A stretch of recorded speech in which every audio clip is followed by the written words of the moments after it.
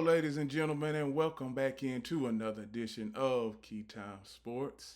Please like, comment, share, subscribe to Keytime Sports right here on YouTube, Key City Sports on Instagram, and the keyonmillions.co. This week, half of the season in the NFL is over. It is now week 8. It's that time of the season where we already know what teams, what we see on the field. It's not being deceived by us because we know that there are some teams that are just not going to be able to make the playoffs this year. Just not. And also, a lot of teams that started off cold earlier in the season, now this is the time they have a 2 maybe 3 week stretch where they could get their record back to an even point at 5-5 or 4-4 or whatever, and they could still have a possibility of getting to the playoffs. But as of right now, I'm going to get into all of the matchups for week 8. And tonight, week 8 kicks off with the Minnesota Vikings and the Los Angeles Chargers. And there are a couple of storylines for this game. So let me get to the storylines, and I am going to give you all a preview of it. Chargers offensive star power will be tested by the Vikings exotic defenses on Thursday night, which is tonight. Vikings 3-3, Los Angeles Chargers 4-3. Chargers by 3 series. Vikings lead this series matchup 8-7. The last meeting, Chargers beat the Vikings 28-24 in Minneapolis back in 23. Now, players to watch. Offensive offensive linebacker Dallas Turner, the second year player who was drafted 17th in the first round of the 2024 draft, has been thrust into a bigger role than expected this season with a lingering neck injury sidelining 2024 Pro Bowl pick Andrew Van Ginkel. After this though, tough matchup last week against the Eagles from 6-time Pro Bowler Lane Johnson, the Vikings could use a bigger impact from Turner against the Chargers offensive line that has struggled with injuries this season. Turner has just 1.5 sacks in 6 games this season. Chargers player to watch. Wide receiver Keenan Allen needs 8 receptions to become the franchise leader and move past longtime teammate Antonio Gates, who holds the record with 955 grabs. Antonio Gates is a Hall of Famer now. Based on the history with Minnesota, there's a good chance he will need that mark this week. Allen has 8 receptions or more in 5 of his 6 previous games versus Minnesota. He had a season high with 11 catches for 119 yards with a touchdown against Indianapolis. Key matchup for this game. The Chargers' third down offense versus the Vikings defense is strength versus strength. Also, Los Angeles is moving the chains at a 46% clip to rank 4th in the NFL, while Minnesota is allowing conversions, on 30.1% of their opportunities, as coordinator Brian Flores' group is the second best in football. Given the uncertainty with the Chargers up front, it will be crucial to stay out of obvious passing third down situations, which Flores can utilize exotic pressures and blitzes to overwhelm the line. QB Justin Herbert is completing 57.8% of his third down throws for 355 yards, 5 touchdowns, and 5 interceptions. Now, let me tell y'all something. Everything looks different now. Everything looks different when it comes to the Chargers and when it comes to the Vikings, and also when it comes to me. Everything looks different. I am in a different area in my setup. I have more lighting coming my way so y'all could see on the left side and the right side, and y'all don't have to worry about, the picture being fuzzy anymore. So back to what I was saying. Key injuries for this game. For this game. Key injuries. Vikings QB JJ McCarthy, he's out with the ankle, missing his fifth straight game. Carson Wentz again is starting in his place. Aaron Jones has a hamstring. He has returned to practice. Chance to play tonight after the last 4 games. He is a game time decision. Center Ryan Kelly has a concussion. Will miss his third straight game.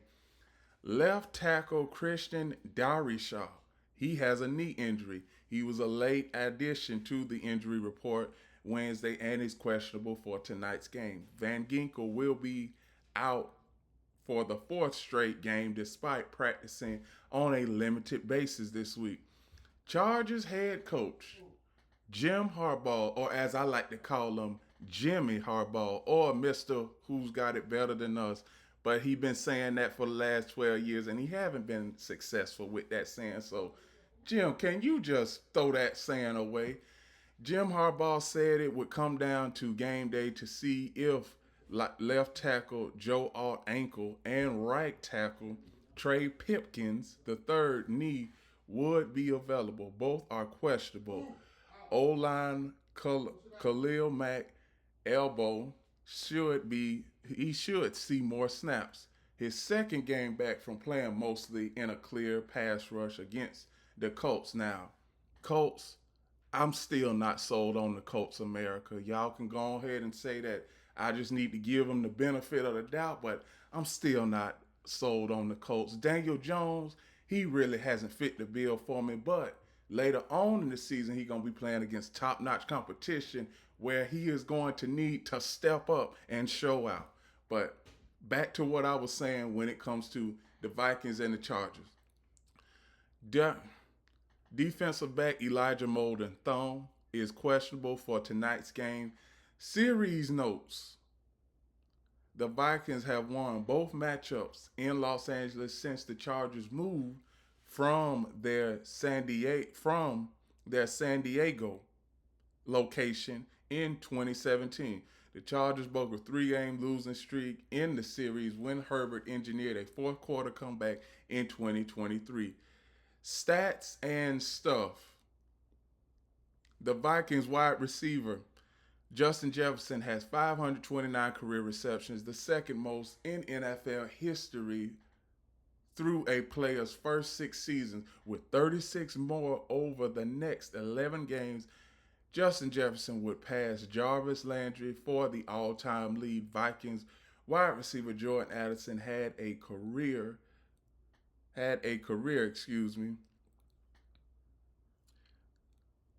high 9 catches last week for 128 yards. He hit the 2,000 career receiving yards mark in his 35th game, tied 5th fastest in Vikings history to get there behind Jefferson with 24, Randy Moss with 26, and Stephon Diggs with 30, and Paul Flatley with 34. Vikings wide receiver Jordan Madison has a career high 4 rushing touchdowns in his first season with the team.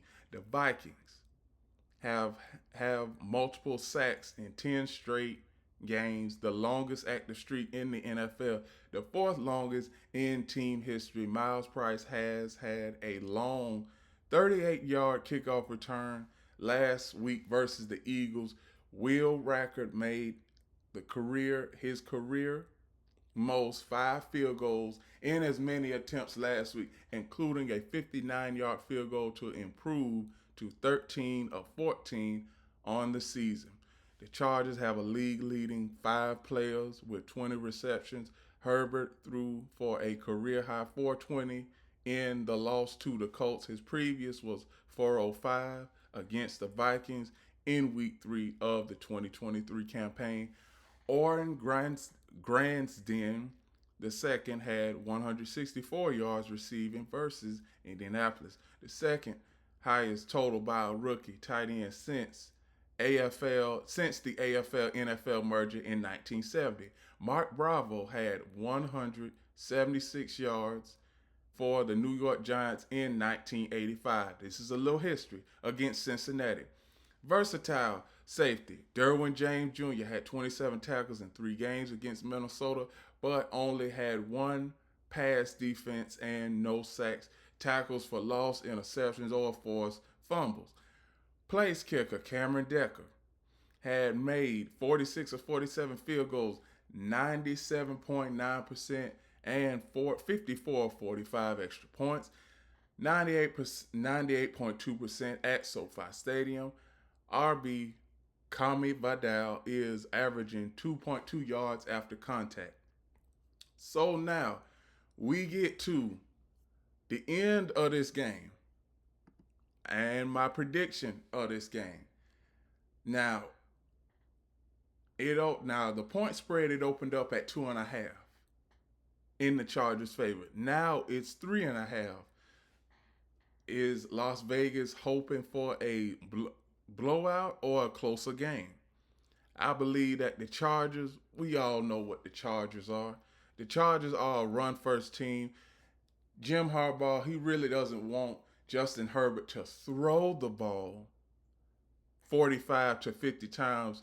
But when you're paying a quarterback $55 million and up, he is gonna have to throw the team to a victory some way and somehow. And maybe it might not be tonight, but I got the Chargers winning this game because I remember I came in here Monday and I just said that the Vikings, I'm not confident in the Vikings offense.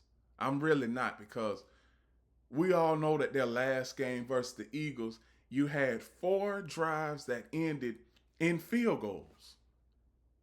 Just imagine if you had 3 of those drives end in touchdowns, you win over the Philadelphia Eagles, and we are obviously talking about a different kind of matchup now. But one thing, I got the Chargers winning this game. Chargers, they got the better defense. The Minnesota Vikings, defensively, they are middle of the pack to bottom 5 in the league. And Carson Wentz, he is a below average quarterback at this point in his career. Only reason why he was top notch is because of that 1 year he had in Philadelphia. That's all. So I got the Chargers winning this game tonight, Thursday Night Football, Week 8, and the next game I am going to cover is the New York Jets and the Cincinnati Bengals. New York Jets and Cincinnati Bengals. So we all know that the New York Jets are a team in turmoil right now. We know that. But there's one thing that I can say about the Jets. Jets are a team that doesn't really know what to do right now when it comes to their owner and Woody Johnson, the quarterback position and all of that. But like I've been saying ever since throughout this season, since the start of the season, I said that the Jets would have to take time. Now, I know before the season started, I had the Jets going to the playoffs. I did. And silly me, I was just going off of what I had heard from Jets training camp, from Aaron Glenn. He is a very enthusiastic coach. And I thought that New York Jets would have been won a game by now. But they're 0-7. Aaron Glenn, he doesn't want to call the quarterback position, and he doesn't want to let anybody know who's a starter. Also, another thing, when it comes to the New York Jets, their defense, now the defense has improved. It's just the offense has took a downward spiral. It's just that the offense has took a downward spiral. They don't know what to do, and also one thing about it is the Jets have been a work in progress for all of these years. Now, I do not know what is going on with my poster when it comes to the matchups, but one thing I got the schedule already in my head. So New York Jets and Cincinnati Bengals. Cincinnati Bengals, they are doing much better than they were a few weeks ago. Now the Cincinnati Bengals have a chance to possibly win this game. More than likely they will, and make some hay and try and go after the AFC North, because the Pittsburgh Steelers, they have a tough game versus the Packers, and we all know that the Packers have trouble with their offensive line and their defense, because Packers from the start of the season, week 1, they were great, and then all of a sudden it seems like their defense is taking a downturn when it comes to that debacle in Dallas, well, that tie in Dallas rather, and then you see where against the Cardinals, the Packers were struggling too on defense. So one thing I can say is that the Packers have have a good chance of winning that game in Pittsburgh. But as far as the Cincinnati Bengals, you get to 4-4, and now you one game back from first place. So anything can happen, and just like it says, any given Sunday. The next game I am going to cover is the Chicago Bears versus the Baltimore Ravens. Now the Baltimore Ravens are 1-5 right now. The the Chicago Bears are 4-2. They are the same 4-2 that they were last season. But this year, the Bears are a different 4-2, because we all know that last year, once they started out 4-2, when they started 4-2, the previous game they lost on a Hail Mary to the Washington Commanders. Now we all know that the Washington Commanders, they're basically wetting the bed and they might not have a chance to make it to the playoffs after all. But now we look at this point and we see where this team, when it comes to the Bears, they might be able to make a playoff chase, might be able to make some hay in the playoffs too. Now, when we get to the Baltimore Ravens, if you are the Baltimore Ravens, do you bring back Lamar Jackson, or do you keep everything as a stay, and just keep going on the way you're going? Because 1-5, you are on the outside looking in. You'll have to win 4 consecutive games just to get back in the playoff chase if you are the Baltimore Ravens. You will. You have to get back. You'll have to win 4 straight to get back into the playoff chase. And we are not sure if Lamar Jackson will start, but as of right now, I am not sure if Lamar Jackson will start. So I will take the Chicago Bears in this case. Now, the next game I'm going to cover is the Miami Dolphins and the Atlanta Falcons. Miami Dolphins, we all know the Miami Dolphins have been a team that hasn't been able to do anything at all. Hasn't been able to do anything. So when we look at that and we see what we need to see, we see that a team where they need to pretty much drop everything and just go to a different point into their season because it's not looking good right now.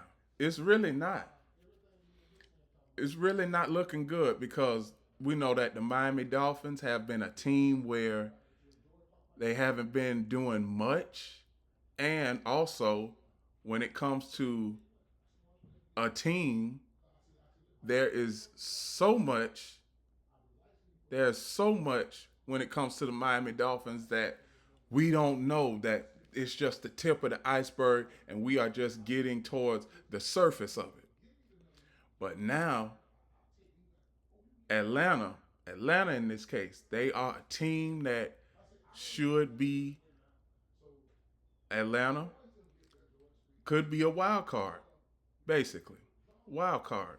So I got Atlanta winning this game, and as of right now, on basically the poster on my laptop for the matchups is down. So I'm gonna look at the schedule off of my phone, everybody. So we are still gonna be able to give our predictions to this game.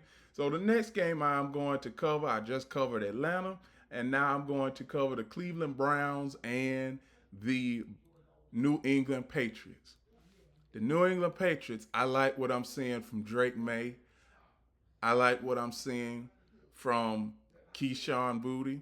I like what I'm seeing from the running backs. Mike Vrabel, he has got this team thinking, not just thinking, but he's got this team encouraged and a team that is able to go to the playoffs. Now, this team can go to the playoffs no matter what. On top of that, New England, they are young and upcoming. Could they beat the Buffalo Bills? Yes. Have they beaten the Buffalo Bills this season? Yes, they beat them back in week 4. So now we get to the point where the Patriots, they are exceeding everybody's expectations. And the Patriots, their schedule, they have a pretty much an easy remaining schedule. I could see them winning 8 of the next 10 games and getting to the playoffs and possibly being even a third or fourth seed in the playoffs because we all know that the Colts are still up there, even though I don't have much faith in the Colts. We got the Chiefs, who will always be up there, and then you have the Buffalo Bills. So it's like it's crowded up at the top of the AFC right now, and in the NFC, it's crowded. Because in the NFC, there are 5 teams that are 5-2. So now, when we get to this point, when it comes to the matchups in this game, matchups when it comes to the Cleveland Browns, we all know that the Cleveland Browns are a work in progress. We do. We know that. New England Patriots, I got them winning this game. I got them winning this game. And now the New England Patriots are a 6.5 point favorite. They opened up at 4.5, but it has increased to 6.5. Now, one thing that I can say is the Patriots, they are doing what they need to do. Now, when we get to the point of New York and Philadelphia, that's the next matchup. When it comes to the New York Giants and the Philadelphia Eagles, I'm going to say this. I'm going to say this about the New York Giants. New York Giants, they need an organizational overhaul. They do, because for you to be up 19 against the Broncos and then be up 26-8, you shouldn't have lost that game if you're the New York Giants. That's all I'm going to say. You shouldn't have lost this game to the Broncos if you are the New York Giants. Now, New York, they are still at that place where they need to be able to learn how to win and everything like that. Now, they got a good team. They got a good stanchion and they got they got it to where when it comes to the players, they already have their running back. They already have their wide receivers. They already have their tight end. So for the New York Giants, one thing that they have to do is offensive line. They have to put an offensive line together. They do. They have to put an offensive line together, and they also have to be able to bring cohesiveness to the games. Now, one thing I can say about the Philadelphia Eagles offense has been at a crossroads. It has been. It's been at a crossroads, and it's been putrid. But now it seems like after their win versus the Minnesota Vikings, where they were able to get the ball to A.J. Brown and Devontae Smith, it seems like they are able to do what they need to do. But there's always what ifs when it comes to the Philadelphia Eagles. It's always like that. So when it comes to the Philadelphia Eagles, we expect them to win this game versus the New York Giants. But what have I always said about divisional matchups? Throw all of the records, all of the odds and metrics out the window when it comes to a division rival because it doesn't matter. Division rivals, they know the move that their divisional opponent is going to make before they know.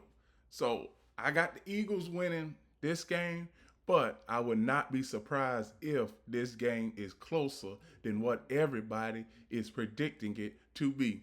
The next game I'm going to cover is Buffalo and Carolina. Buffalo, as far as offense, they need somebody outside of Khalil Shakir. Excuse me, not Khalil Shakir, but they need somebody outside of Dalton Kincaid, Keon Coleman, and also Khalil Shakir, because you have your leading wide receiver as your tight end. You do. You have your leading wide receiver as your tight end, and that is not going to be good.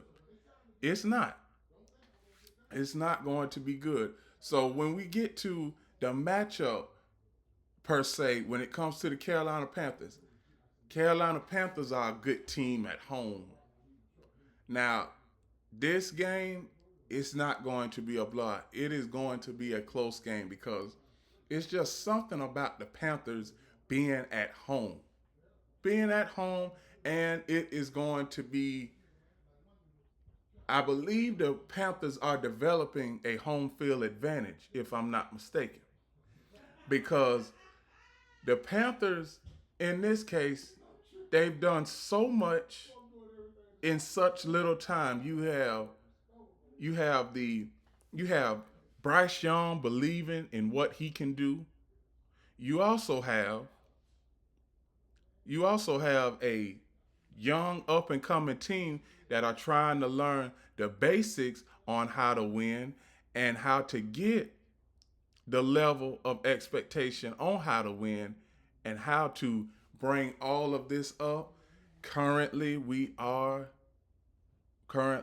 still down when it comes to the matchup chart, so I'm going to keep looking at it off of my phone. So now we get to the point where this point spread when it comes to the Bills and Panthers, the Buffalo Bills have a 7.5 point favorite. The Bills are a 7.5 point favorite in this game. Panthers, they are at home.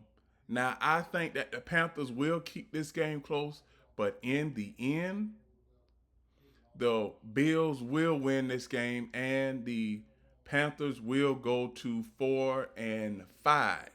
4-5. The next game I am going to cover. Next game I am going to cover is the San Francisco 49ers versus the Houston Texans. There's something that I got to say when it comes to the Houston Texans.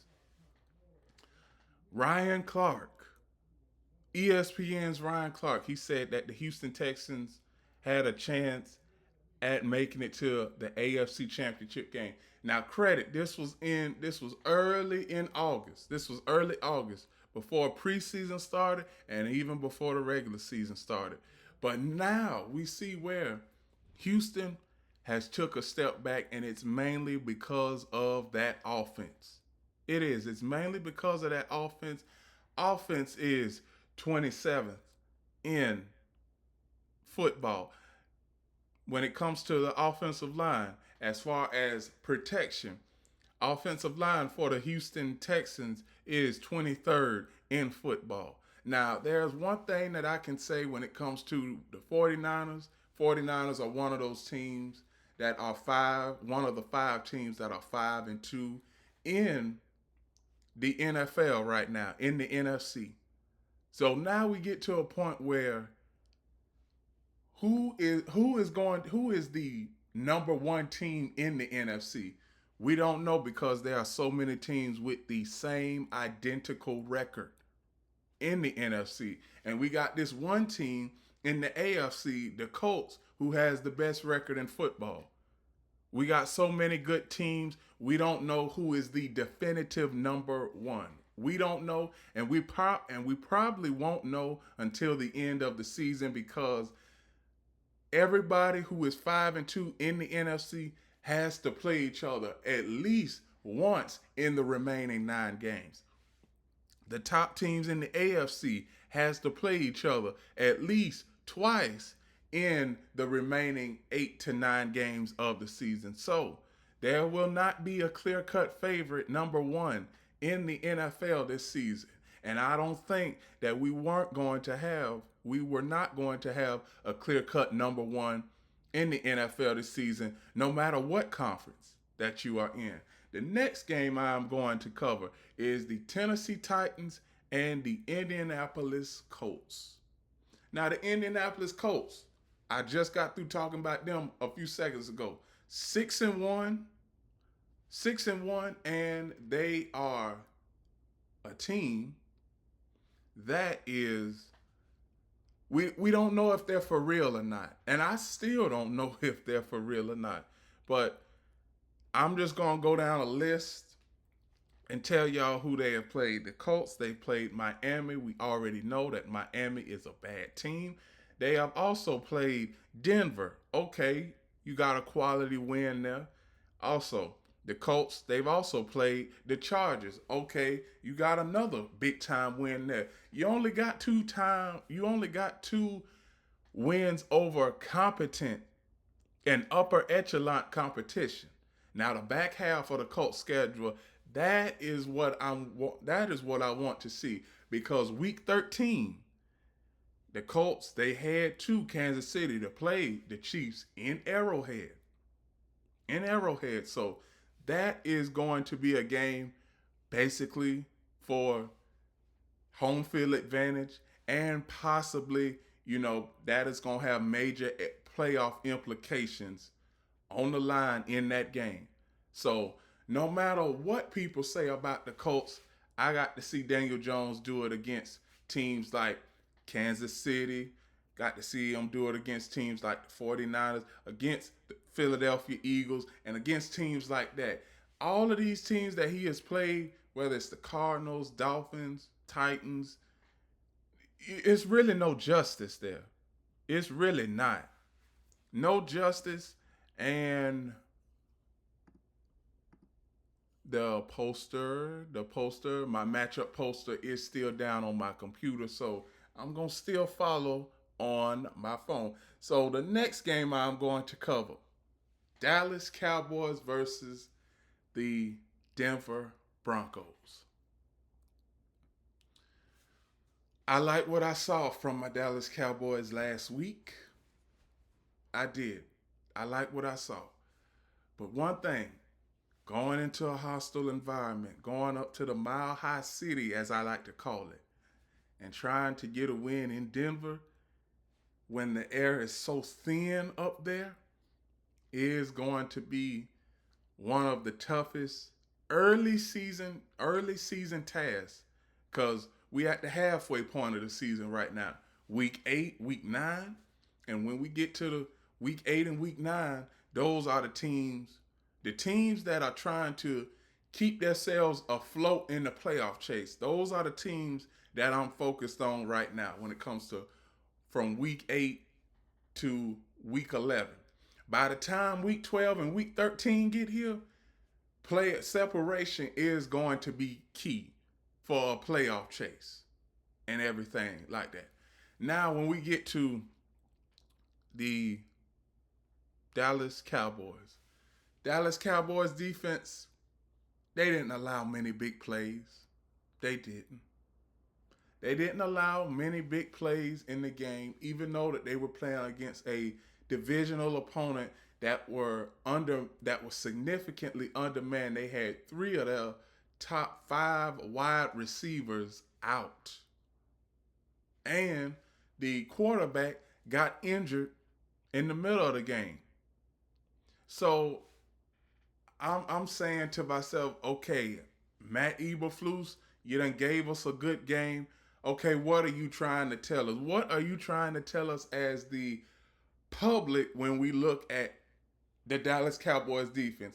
Are you telling us that we are still a work in progress, and by the end of the season we will be better than we were early in the season? Or is this just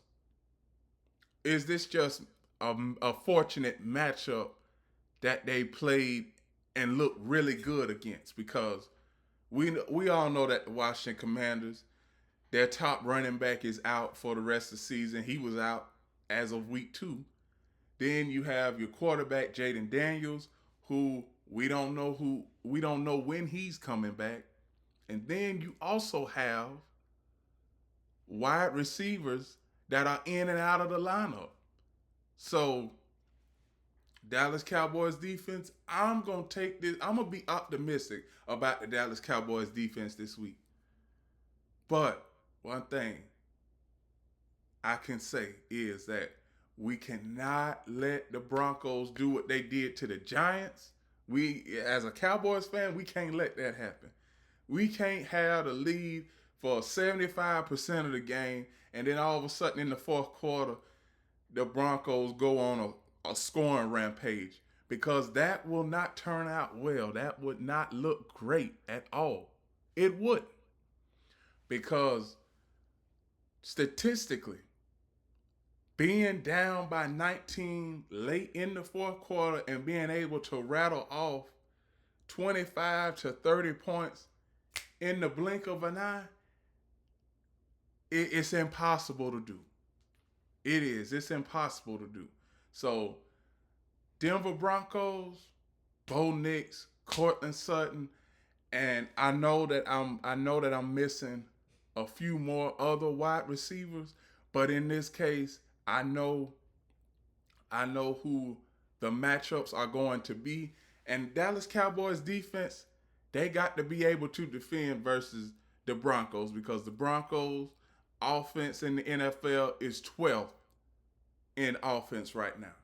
And we all know that the Dallas Cowboys offense is number 1. So this game may be an offensive shootout, because when it comes to Cowboys defense, I'm still on the fence about what I saw against the Washington Commanders. And then there are other times where it's like, okay, come on, defense, we got to stop them, and they don't come up with a stop. So what I am going to say in this, who I have in this game, I got the Denver Broncos, but I hope that I am wrong about that, because it's been a while since the Cowboys won a game against the Broncos. It's been a while. It's 1995 is the last time the Cowboys won a game over the Broncos. Now, I'm not going to bore y'all to death and everything like that. But one thing I'm going to say is it is going to be a very, very, very good game. The next game I am going to cover is is the Sunday night football game. Now we are getting to the final point of this. We are getting to the final point of the show. Everybody, the final point of the show. Sunday night football, Green Bay Packers versus the Pittsburgh Steelers. Now, one thing I can say is earlier on in the show, I said that this would be a good and great matchup in this case. And it's going to be. But Jordan Love, Jordan Love, he has had some significant deficiencies. Aaron Rodgers, he didn't look great when he played against the Cincinnati Bengals. And also, when it comes to the Pittsburgh Steelers, we get to a point where the Pittsburgh Steelers offense can sometimes be able to put up points in bunches, 25 to 30 points a game. And then other times it seems like where they have trouble barely cracking 20 points. Now we get to a point where what are we going to see from the Packers defense? Now the Packers defense is up and down. I wish I had the statistics right here for y'all, but as of right now, my poster is down and we are at the end of the show. So now we are going to get to who I have winning this game. I got the Pittsburgh Steelers winning this game because Green Bay Packers, I don't know what I'm going to see from them on offense. I just don't know. So I don't even know what I'm going to see in Jordan Love. Jordan Love, he's been a little bit shaky lately. He has been. He's been a little bit shaky, and he has also been very, I'm going to say, inconsistent at times in the game. But earlier on in the season, he had a couple of spurts here and there. He did. He had a couple spurts here and there. But all in all, I got the Pittsburgh Steelers winning this game. The last game that I have on the docket for this week is Monday Night Football, the Washington Commanders versus the Kansas City Chiefs. The Washington Commanders, Jaden Daniels, he is reportedly a game time decision for this game. The Washington Commanders defense is middle of the pack. They are 18th in the NFL right now in total defense. Kansas City Chiefs, they are regaining their mojo and they are not a 7, but a 12 and a half point favorite. So do I think that the Chiefs are going to come out here on Monday Night Football on the bright light stage of Monday Night Football at home in front of their home fans and lay an egg against a team that is significantly undermanned? I don't think so. This is probably the easiest prediction of the week when it comes to predicting these games. Now, I got the Chiefs winning on Monday Night Football. And with that, those are my those are my predictions to Week 8 in the NFL. Now, I know that I was not able to put up my matchup board in this case. Obviously, I'm having some trouble because obviously the internet is down, but this was still a great show because everything I had was basically from the mind and with a little bit of help from my phone. So Please like, comment, share, subscribe to Keytime Sports right here on YouTube, Key City Sports on Instagram, and the Keyondmillions.co. Do you all like the new lighting that I have? Because I'm sitting much closer to the window. I really am. I'm sitting much closer to the window, and this is going to be a very, very entertaining week in the NFL because we don't know who is the definitive number one in the NFL. We just don't. You got the Colts, then you have 5 teams in the NFC with the same exact record. So, next show, and I do mean next show, tomorrow's show, I will have my matchup board prepared and ready because we got a 3-game slate for college football this weekend, and I'm going to show y'all the matchups that I am going to be covering this weekend on tomorrow's show. So, all in all, this was a great show. Matchup board, we wasn't able to get the matchup board up, but I know all of you still like the show anyway. And also, another thing, I am working on a few interviews with some sports athletes. So those are coming to you soon enough.